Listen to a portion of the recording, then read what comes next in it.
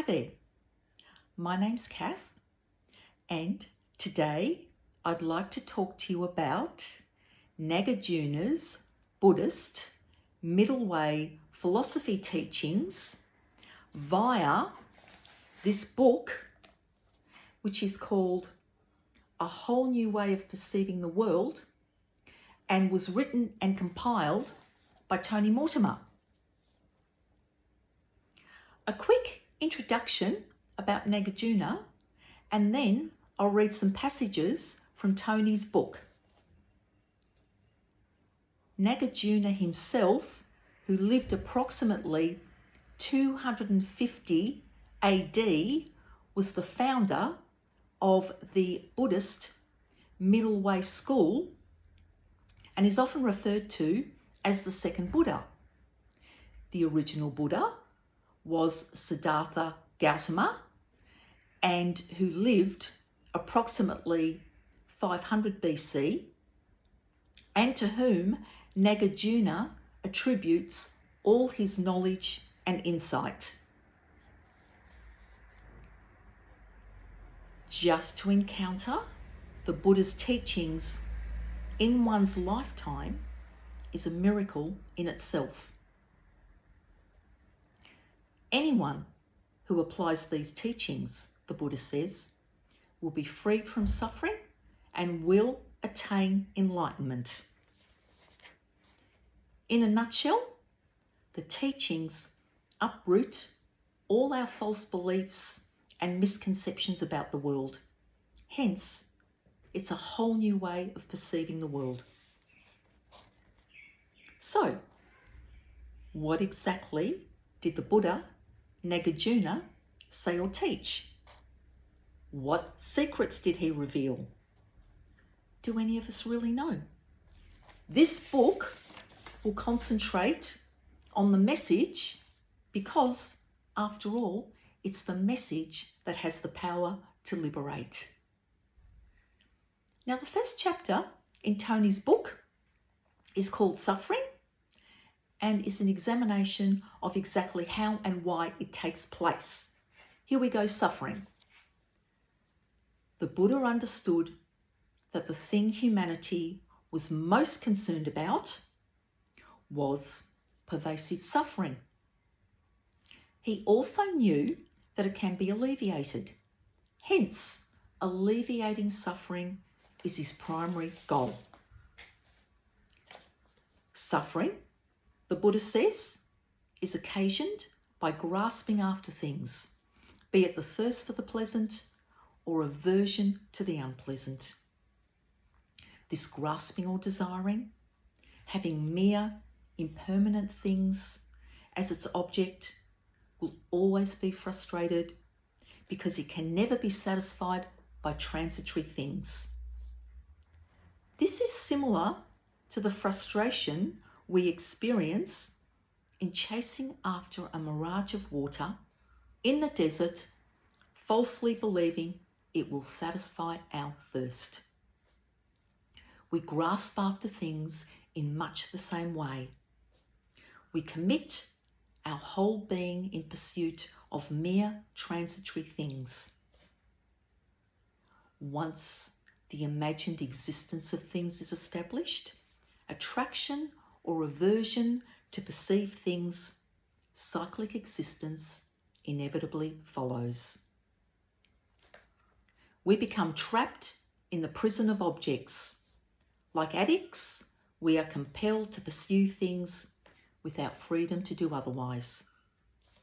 Undertaking this or that activity in pursuit of the appearing phenomena, shrinking from the unpleasant and the grasping after the pleasant, the pain of birth and the terror of death, the frustration of growing old and feeble that causes us great suffering. It is the inability to experience these mere transitory appearances just as they are without blocking or warping our experience of them that affect us mostly. Even the pleasant things in life are grasped after with an unwarranted desire which overestimates the pleasure they will give and is accompanied by a constant fear of their loss. Thus, beings become bound to their conceptions, bound to the objects, and principally bound to cyclic existence, which is samsara.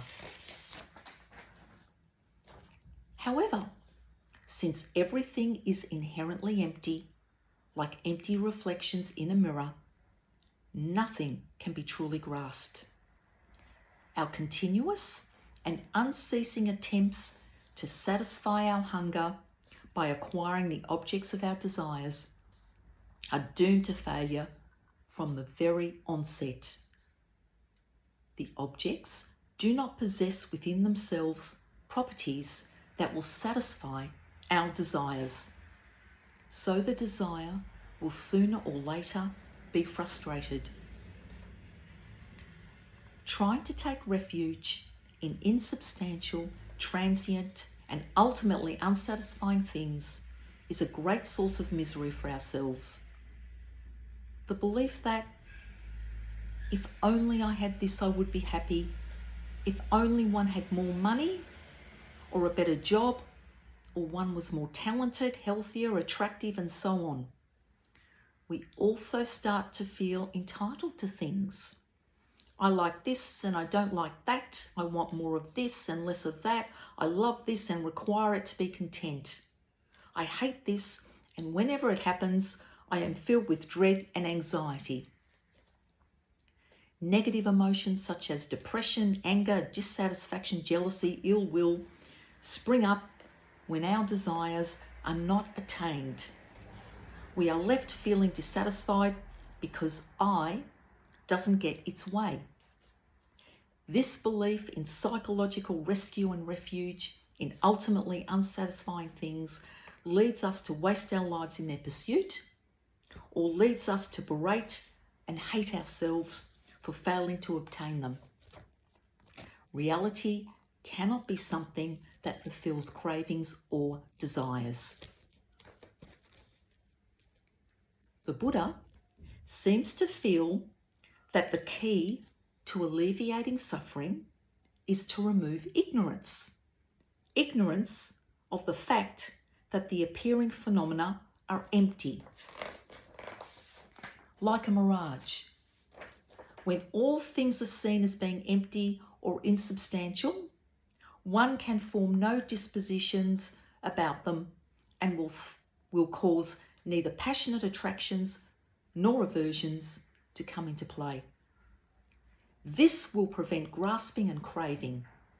If one ceases to grasp and crave, then dispositions will cease, and so suffering ceases. Okay, that's it from Tony's book. I'd like to finish off with a couple of quotes from Nagarjuna's teachings that I really love and are as follows.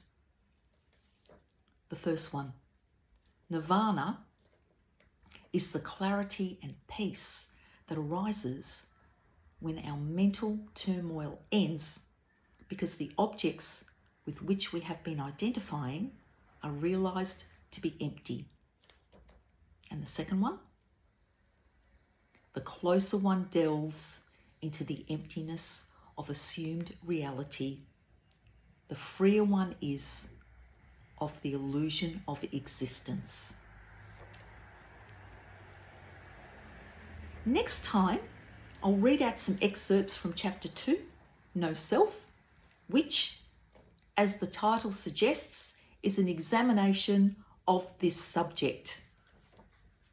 Anyway, if you want to get in touch, please contact Tony via his blog, which is Buddhist, Non-Duality, Melbourne, Middle Way, Nagarjuna, and the same for his YouTube clips. And I've also left his details in the comments section below. Anyway, that's all for now, and see you next time. See ya!